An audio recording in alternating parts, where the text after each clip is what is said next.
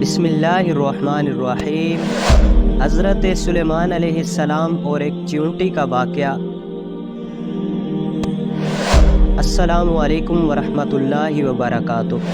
سب سے پہلے اگر آپ اس چینل پر نئے ہیں تو اس چینل کو سبسکرائب کر لیں تاکہ ہر آنے والی اسلامی ویڈیو آپ تک پہنچ سکے۔ حضرت سلیمان علیہ السلام نہر کے کنارے بیٹھے ہوئے تھے کہ ان کی نگاہ ایک چیونٹی پر پڑی جو گیہوں کا دانہ لے کر نہر کی طرف جا رہی تھی۔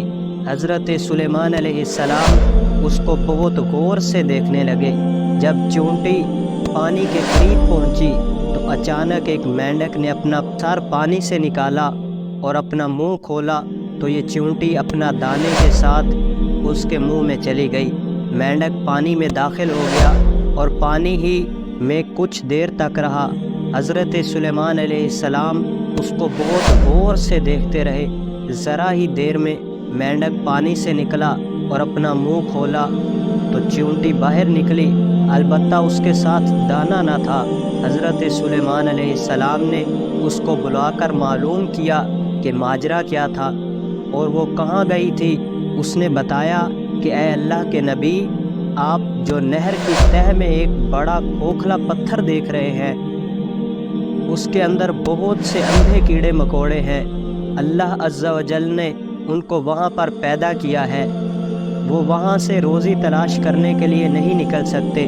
اللہ عز و جل نے مجھے اس کی روزی کا وکیل بنایا ہے، میں اس کی روزی کو اٹھا کر لے جاتی ہوں اور اللہ نے اس مینڈک کو میرے لیے مسخر کیا ہے تاکہ وہ مجھے لے کر جائے۔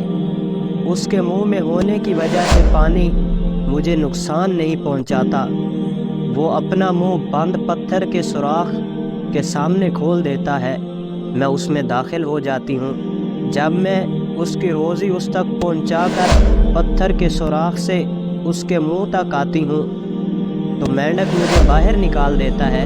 حضرت سلیمان علیہ السلام نے کہا، کیا تو نے ان کیڑوں کی کسی تسبیح کو سنا ہے؟